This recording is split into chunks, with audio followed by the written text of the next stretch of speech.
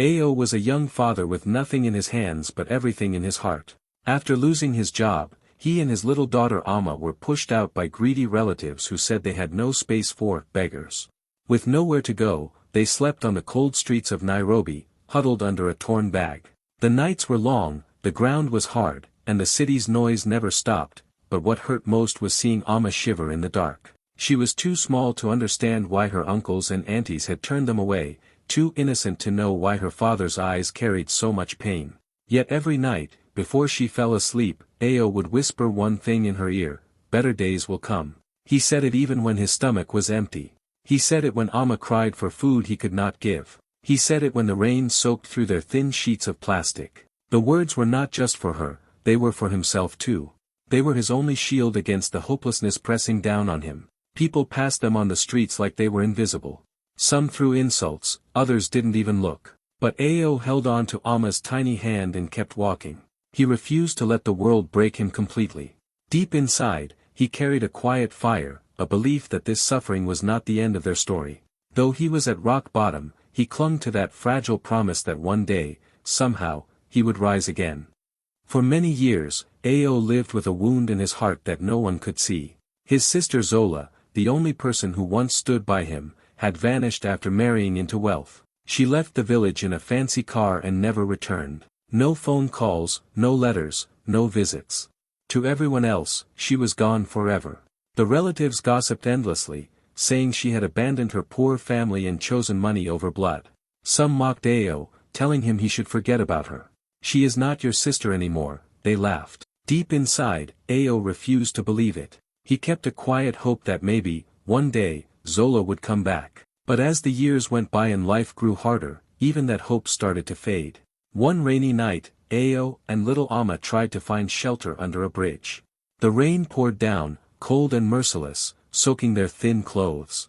Amma curled up against her father, teeth chattering, while Ao used his torn bag to shield her from the wind. He felt powerless, wondering how much longer they could survive like this. Just then, headlights cut through the darkness.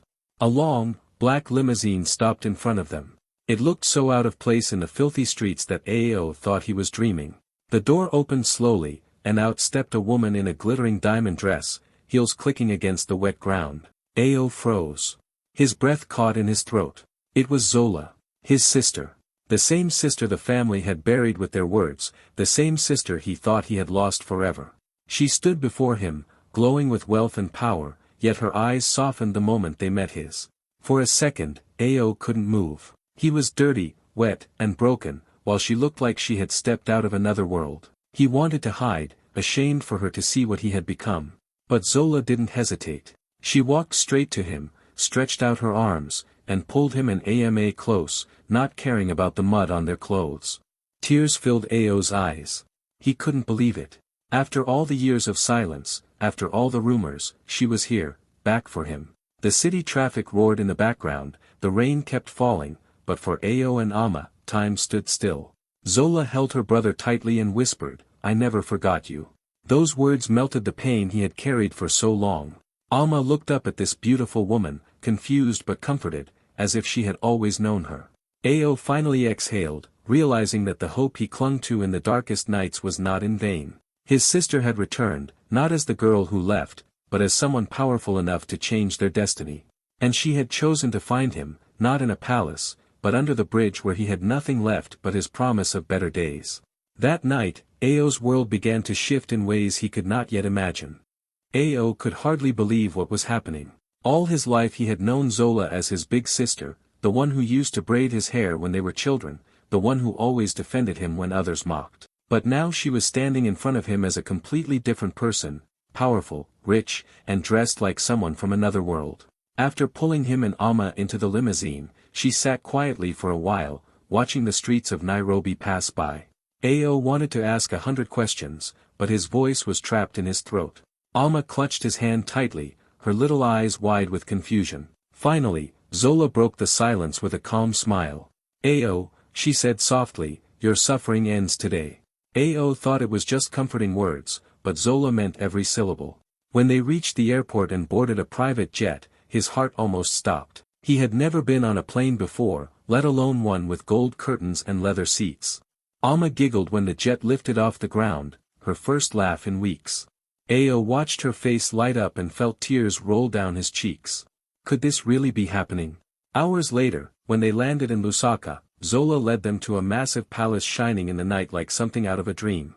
Its gates stretched high into the sky, guarded by men in suits. The walls glistened white, the garden bloomed with flowers, and fountains danced under bright lights. Ao stood frozen, holding Alma's hand as she whispered, "Daddy, is this real?" Zola turned to them, her diamond earrings catching the light, and placed heavy golden keys into Ao's trembling palm. "This is your home now," she said firmly. Ao looked down at the keys, then up at the palace, then back at his sister. His chest tightened. Just last night he had been lying on wet cardboard, wrapping Alma in a torn plastic sheet. Tonight, he was holding the keys to a palace. It felt impossible, like he had jumped from the bottom of a pit straight into a kingdom. Zola touched his shoulder gently and added, "You and Alma deserve this. From today, you will never sleep in the cold again." Inside the palace, everything was more dazzling than Ao could imagine. Chandeliers hung from golden ceilings, their light filling the halls with warmth. Marble floors stretched under his feet, polished so clean they reflected like mirrors. Long red carpets led from one room to another. Alma's laughter echoed as she ran from room to room, her tiny hands brushing against tall curtains and velvet chairs. For the first time, she had a bed softer than clouds, not a piece of cardboard. She curled up in it with a smile so pure that Ao's heart nearly burst. That night, as Ao stood in the balcony looking at the glittering city lights of Lusaka, he held the keys close to his chest. The same words he had always whispered to Alma came back to him, but now they felt alive. Better days will come. Only this time, the better days had already arrived. News travels faster than fire, and soon the whole world seemed to know that Ao, the man who once slept under bridges with his daughter, was now living in a palace. At first, Ao thought it would only bring peace and happiness. But he quickly learned that wealth does not only attract light, it also attracts shadows. Relatives who once mocked him for being poor suddenly remembered his name. Friends who never offered him water when he was thirsty were now calling day and night. Even ex-lovers who had turned their backs on him came knocking, dressed in smiles as fake as plastic. They all arrived at the palace gates like hungry vultures circling a feast. Some came with sweet words. "Ao, we are family," they said, pretending to care.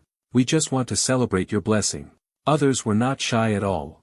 They demanded money as if it was their right. A few even carried bags, expecting rooms inside the palace. They stood at the gates shouting, "We share the same blood. This palace belongs to us too." Their voices were filled with entitlement, not love. Guards had to push some of them back when they tried to force their way in.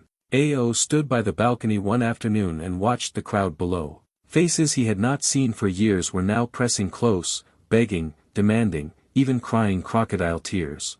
He remembered how those same people had turned him and Alma away when he begged for food. He remembered their insults, how they had called Alma the beggar's child. Now those same mouths were calling him brother and uncle. It almost made him laugh, but it also made his heart heavy. Alma was confused. She tugged at his sleeve and asked, "Daddy, why are they all here now? Where were they when we were sleeping on the streets?" Ao knelt down and hugged her, whispering, "Because some people only love the crown, not the person wearing it." She didn't fully understand, but she nodded and stayed close to him, wary of the strangers pretending to be family. Inside the palace, Zola watched it all with calm eyes. She had seen this before, how wealth brings not only comfort but also greed. She warned Ao, "Be careful. Not everyone who smiles at you comes with good intentions."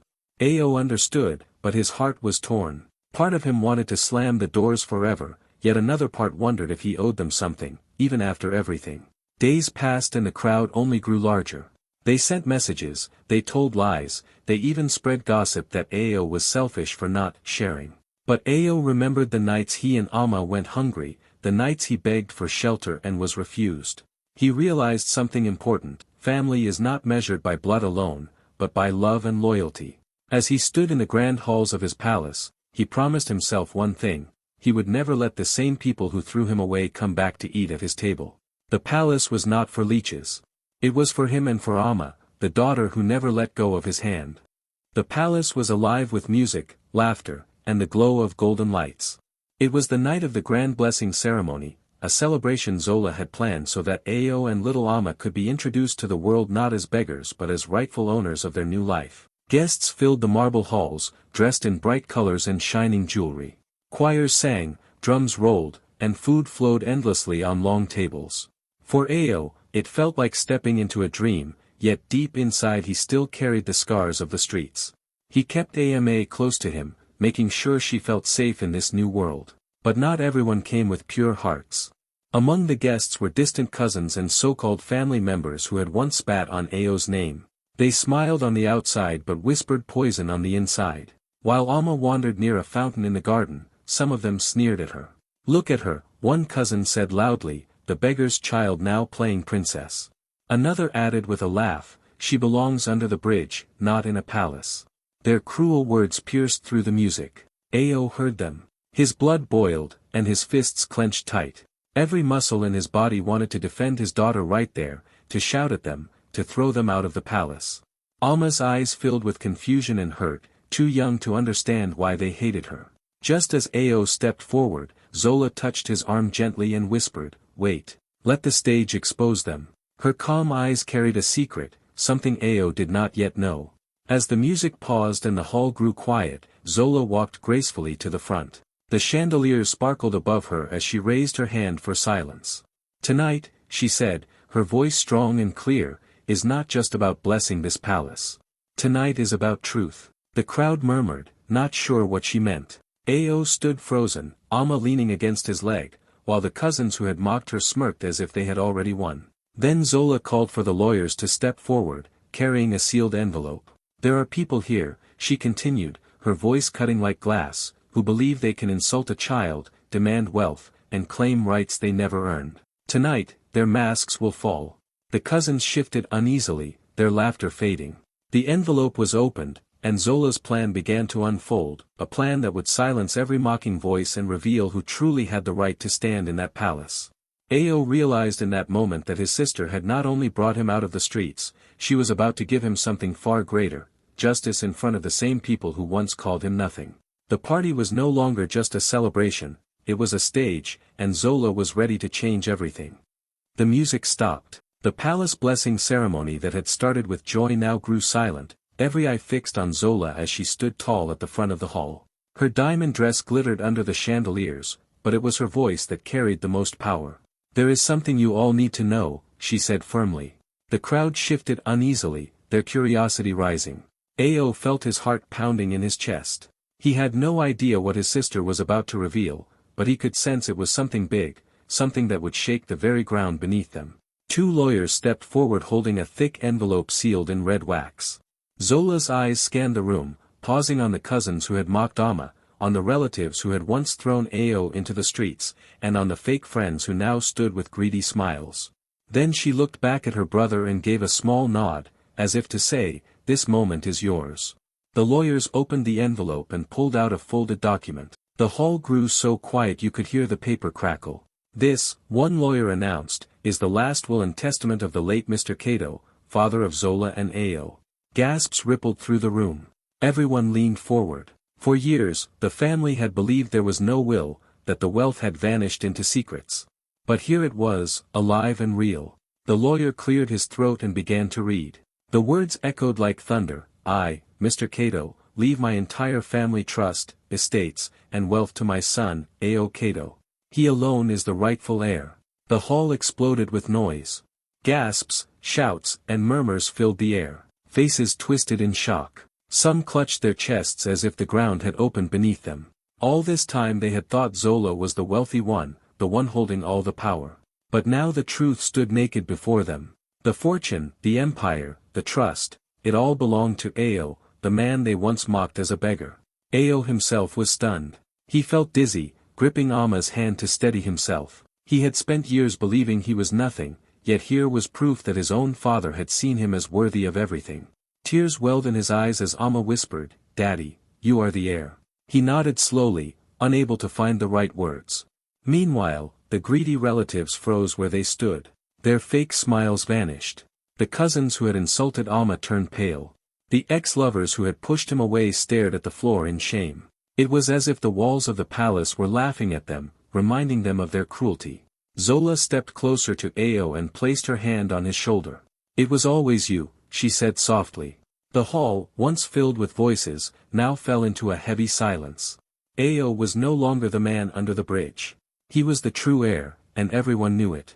The palace was still glowing from the blessing ceremony, but in the shadows, bitterness was rising like smoke. The relatives who had just discovered Ao was the true heir could not swallow the truth. They whispered among themselves, their faces dark with envy. Some cursed under their breath, others clenched their teeth in silence. But a few of the most jealous cousins slipped away into the night, their greed burning hotter than their shame. In a hidden corner of the palace garden, they gathered under the moonlight, plotting like thieves. "Why should he have it all?" one hissed. "He was a beggar yesterday, now he owns palaces and wealth." Another spat on the ground. "We share the same blood. That means the wealth is ours too." Their voices dripped with envy. Then came the cruelest plan. One cousin whispered, "If we can't take the palace, we will sell pieces of it behind his back. And the child, Amma, if we take her away, he will break. He will hand over everything to get her back." They all nodded in agreement, blind with jealousy and greed. What they didn't know was that the palace was no ordinary home. Cameras watched every corner, and guards stood alert through the night. Their wicked meeting was captured in full, every word, every gesture, every laugh. When they tried to sneak inside the palace halls with their plans, the guards moved in swiftly, surrounding them. Their shouts of protest echoed through the night, but there was no escape. They were dragged to the gates like criminals caught red-handed. The commotion woke Ao. Still dressed in his ceremony clothes, he stepped out onto the steps of the palace, Amma standing sleepily behind him, clutching her toy. The cousins cried out, pretending innocence, but the guards replayed the recording in front of everyone. Their own voices betrayed them. The crowd of servants and distant guests who had stayed behind gasped in disgust. For the first time, Ao did not remain silent. He walked forward slowly, each step heavy with strength he never knew he had. His eyes, once filled with shame, now burned with authority. He looked at the cousins struggling in the guard's arms and said in a voice that shook the air, "This palace isn't yours, it never was." The cousins froze, their mouths open but no words coming out. Ao's voice carried not just anger but truth. He was no longer the broken man on the streets. He was the heir, the owner, the protector of his daughter and the palace. Amma's small hand tightened around his, and for the first time, she saw her father not as the man who cried under the bridge, but as a king standing tall against the people who wanted to destroy them. That night, the gates of the palace closed on the traitors, and for the first time in his life, Ao knew what power felt like. Not power for revenge, but power to protect what was his. Morning light touched the palace walls, golden and calm, but inside Ao's heart there was a storm of memories. He remembered the nights of hunger, the sting of rejection, the sound of Amma crying in the cold. Now those same people who had turned him away, those who had mocked his little girl and laughed at his pain, were lined up outside the palace gates with empty hands and desperate faces. The tables had turned in a way no one expected. Ao, the man they once called nothing, now stood as the heir of everything. Zola watched quietly from the balcony, her lips curved in a small smile. She had always known this day would come, the day her brother would rise not because of her wealth, but because of his right. She saw the fire in his eyes and the strength in his voice. He no longer looked like the broken father she had picked up under the bridge. He stood like a king who had finally found his crown. The relatives cried for mercy. They shouted his name, pretending to love him now. Some even fell to their knees, begging for food, money, or even a chance to live inside the palace. Their arrogance was gone, replaced by fear and shame. Ao looked down at them from the steps, holding Amma's hand. For years, he had begged those same people for help, and they had slammed doors in his face. Now they were begging him. The silence stretched heavy before he spoke. "I begged you once, and you gave me nothing. Now you beg me, and I give you the same." The words cut through the air like a blade. The crowd lowered their heads, some weeping, some cursing under their breath, but Ao did not waver. His duty was not to them anymore. His duty was to the little girl standing beside him, the one who had shared his pain and never let go of his hand. Alma's eyes sparkled as she looked up at her father, sensing his strength. For the first time, she truly understood what it meant to be safe, to have a future. Inside the palace, Ao began to build a new life. He made sure Amma had the best education, a warm home, and a childhood filled with love instead of hunger. He invested in businesses that created jobs for the poor, helping strangers who reminded him of his past. But he gave nothing to the relatives who had betrayed him. To them, he offered no bread, no room, no comfort. Their chance had passed the night they turned him and his daughter into the streets. The empire that once tried to bury Ao had been reversed. He was no longer the beggar outside the gate. He was the master of the gate. And as Zola watched her brother stand tall in his rightful place, she knew that no one, not greedy relatives, not jealous cousins, not fake friends, could ever steal Amma's future again. The evening air was cool, and the palace lights glowed like stars against the night sky. Ao stepped out onto the grand balcony, his daughter Amma standing proudly at his side. Below, a restless crowd of relatives and so-called friends gathered at the gates, their voices full of begging and excuses. These were the same mouths that had once mocked him, the same faces that had spat on him when he had nothing. Now they looked up at him with wide, desperate eyes, waiting for mercy that would never come. Ao's chest rose with a deep breath. For years he had carried pain in silence, swallowing his words, hiding his shame. But not tonight. Tonight he was not the broken man under the bridge. Tonight he was the heir, the owner, the man standing where none of them believed he would ever stand. He placed a hand on the balcony rail, and the crowd hushed, sensing something powerful was about to be spoken. His voice rang out clear and steady. From homeless to heir, he said, every word carrying the weight of his journey. I don't just live in this palace. I own the empire you tried to bury me under. The word struck like lightning, silencing every whisper, every excuse. The people below froze, their shame too heavy to hide. Some bowed their heads, others clenched their fists in anger, but none dared to speak. Alma's small hand slipped into his, and she smiled up at him. In her eyes, Ao saw not only pride but a future no one could ever steal. For the first time, he felt the full power of his story, a story that had turned humiliation into honor. The man they once left for dead on the streets now stood above them all, unshaken. And in that silence, the world knew his rise was complete.